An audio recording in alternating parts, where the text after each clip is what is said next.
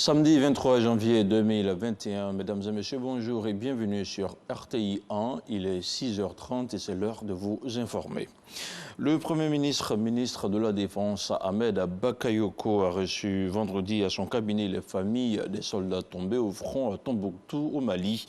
Il faisait partie de la mission multidimensionnelle intégrée des Nations Unies pour la stabilisation du Mali, la MINUSMA. Aux familles des victimes, Ahmed Bakayoko a exprimé la compassion du président de la République, du gouvernement et de toute la nation ivoirienne. Une rencontre suivie par Abou Sanogo. Visage endeuillé, les esprits toujours meurtris, les parents des soldats de la paix ivoiriens tombés au champ d'honneur dans l'attaque perpétrée contre une patrouille des militaires ivoiriens en mission à Tombouctou au Mali, dans le cadre de la MINUSMA, la mission multidimensionnelle intégrée des Nations Unies pour la stabilisation au Mali, reçue par le Premier ministre, chef du gouvernement, ministre de la Défense Ahmed Bakayoko. Une rencontre pour leur traduire la compassion et la solidarité de la nation. Le Premier ministre Ahmed Bakayoko les a assurés du soutien du gouvernement. Pour nous, ce sont des héros qui ont donné leur sang pour la paix. Et chacun de vous et chacun de nous doit être fier de leur sacrifice. Devant cette triste réalité, la seule chose qui vaille, c'est notre foi en Dieu. Nos soldats sont au Mali pour aider ces pays frères à retrouver la paix et la stabilité dans le cadre de l'intégration sous-régionale et l'équilibre dans notre sous-continent. Ils sont aux côtés d'autres pays pour empêcher que les terroristes contrôlent nos sous-régions et mettent en péril l'avenir de nos enfants et de nos pays. C'est au cours de cette noble mission qu'ils ont été victimes d'actes lâches d'individus sans foi ni loi le 13 janvier 2021. Je voudrais vous assurer que ce sacrifice qui leur a coûté la vie ne sera pas vain, car nous allons continuer à nous engager pour ramener la paix dans notre sous-région. Le gouvernement, sur instruction du président de la République, a décidé de prendre en charge tous les frais liés aux obsèques de nos braves soldats. Les familles éplorées ont exprimé leur gratitude au président de la République, Alassane Ouattara, et au gouvernement. Au nom des veuves et des familles, je tiens à dire merci au président de la République, au Premier ministre, chef du gouvernement, sans oublier le chef de l'état-major et ses collaborateurs, pour tout ce qu'ils font pour nous, pour nous aider à oublier ces douloureuses épreuves. Vraiment, merci beaucoup. Au nom du président de la République, Alassane Ouattara, chaque famille des soldats tombés au champ d'honneur a reçu la somme de 15 millions de francs CFA. Notons que le chef de l'État présidera le lundi 25 janvier la cérémonie d'hommage à la mémoire des militaires morts au Mali.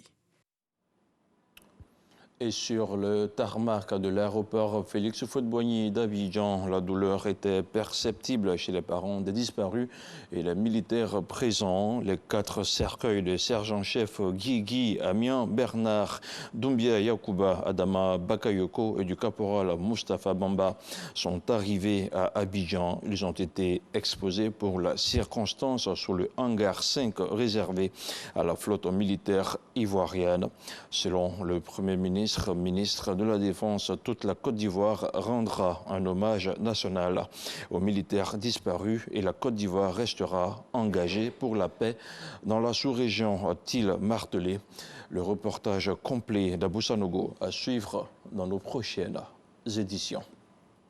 Hier vendredi, marquant la fin des dépôts des dossiers de candidature pour l'élection législative, c'était l'occasion pour les retardataires de se presser à la CEI pour satisfaire aux exigences de la commission électorale indépendante.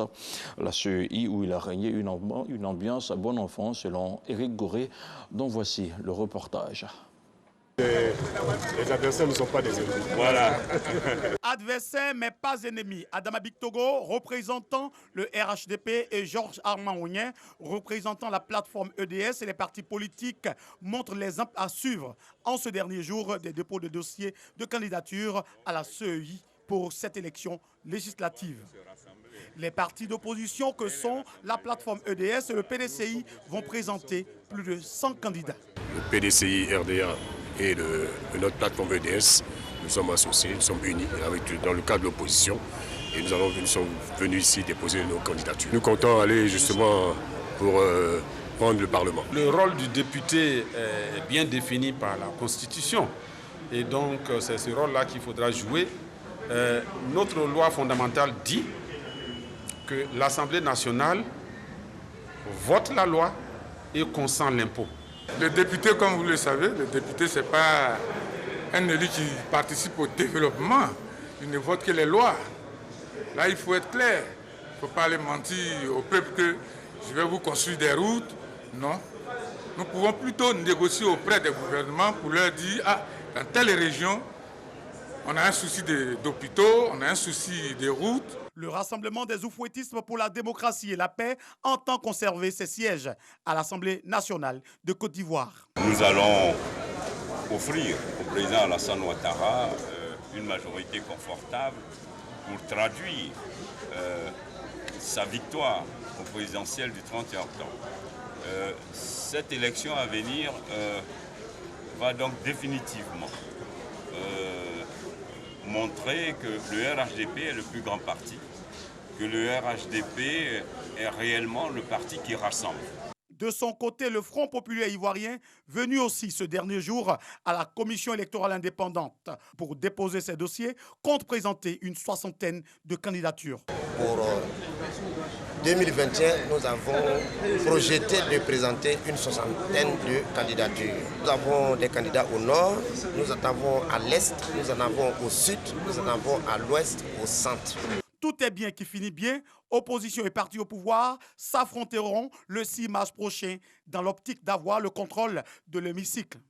Mais pour cela, il faut remporter l'élection législative. Autre chose à présent, 29 nouveaux magistrats ont prêté serment jeudi dernier au palais de justice dans la commune du Plateau. Ils ont promis exercer leur métier avec rigueur et abnégation. Des auditeurs qui ont pour nom de baptême promotion et impartialité. Ahmed Traoré et Éric Goré pour le commentaire.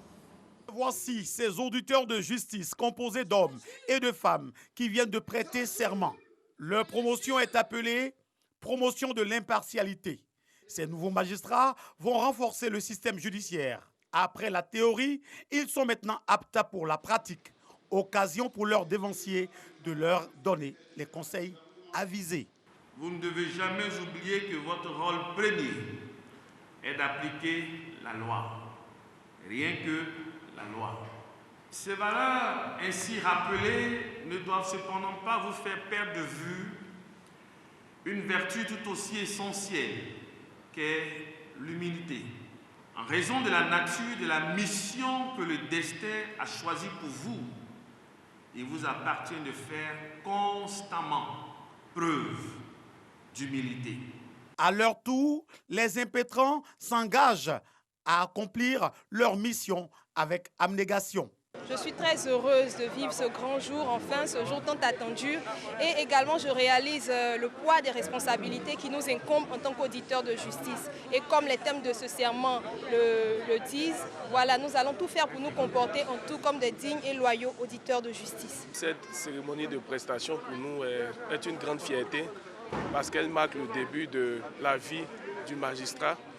Cette profession noble que nous avons choisi d'embrasser. C'est sur 1492 candidats que ces 29 ont été retenus après un test rigoureux.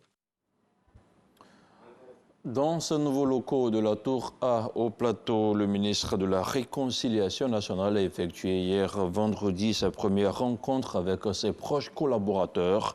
Des bureaux situés au 8e étage dont la reconnaissance a été faite par Kouadio Konan-Bertan et les membres de son cabinet, le compte-rendu de Walter Amadou Ouattara. Plateau, Tout A. Nous sommes au 8e étage. Ces locaux abritent désormais le cabinet du ministre de la Réconciliation nationale. Pour confondre les fake news qu'il annonçait sans lieu précis de travail, Kouadio Konambertin a tenu à faire cette première rencontre ici. Au service de tous les Ivoiriens, le ministre affirme être prêt à assurer pleinement sa mission sans discrimination. Le président démontre chaque jour par les pas qu'il pose que c'est un ministère qui lui tient à cœur. Je ferai en sorte que mon cabinet et moi-même, nous soyons à la hauteur, n'est-ce pas, de la tâche. Je suis un homme déterminé. La réconciliation, heureusement, n'a pas de couleur politique. Ici, je le dis, c'est la maison des Ivoiriens. Je ferai appel à tous ceux qui veulent la paix, qui ont quelque chose à apporter, seront ici les bienvenus. Dans ce département-là, qui doit inscrire notre action dans la vision, n'est-ce pas, du chef de l'État, parce que la paix, c'est pour nous tous. La rencontre a été marquée par la présentation de son directeur de cabinet et son directeur de cabinet adjoint, qui sont respectivement Afiza Berté et Dr Théodore Konimi. Dans les prochaines heures, le ministre de la Réconciliation nationale compte échanger avec les présidents de partis politiques. On change de cap pour parler maintenant de football, notamment le CHAN 2020 qui se déroule au Cameroun. Hier vendredi, le Maroc a manqué l'occasion de valider son billet pour le quart de finale de la compétition. Le tenant du titre a buté sur le Rwanda avec le score de 0 but partout. Le compte-rendu de Jean-Sylvain Esso. Comme le Cameroun, le Mali et la République démocratique du Congo, le Maroc, tenant du titre, n'a pas su profiter de la deuxième journée pour obtenir son sésame pour les quarts de finale du championnat d'Afrique des Nations. Les Lions de l'Atlas ont privé leurs adversaires du ballon sans parvenir à inscrire le moindre but. La seule action rwandaise est cette frappe à la 35e minute sauvée par Zniti, le portier du Raja Casablanca. Malgré la volonté des deux équipes, le score n'évoluera pas. 0-0, score final. Avec ce point du nul, le Maroc totalise 4 points quand le Rwanda en compte 2 et devra batailler dur lors de la 3e et dernière journée de poule pour espérer se qualifier en battant le Togo. Place à présent à l'actualité internationale avant de refermer ce point d'information en République démocratique du Congo. 301 députés sur les 500 qui comptent l'Assemblée nationale ont signé une motion pour obtenir la destitution du Premier ministre Sylvestre Ilunkamba. Une motion de censure déposée hier vendredi 22 janvier au bureau de la Chambre basse du Parlement. L'offensive de pro-Félix Tshisekedi énerve les fidèles de Joseph Kabila qui ont claqué la porte. Ces derniers menacent de ne pas remettre les pieds à l'Assemblée nationale si le bureau provisoire continue d'abuser de ses prérogatives. Et puis en Guinée, l'Union européenne interpelle Conakry concernant la mort de Mamadou Ouribari. Le jeune homme de 21 ans est décédé samedi dernier alors qu'il était en détention provisoire depuis le mois d'août dernier à la maison centrale de Conakry. L'Union européenne demande à ce que justice puisse pleinement s'exercer sur la base d'enquêtes menées en toute indépendance.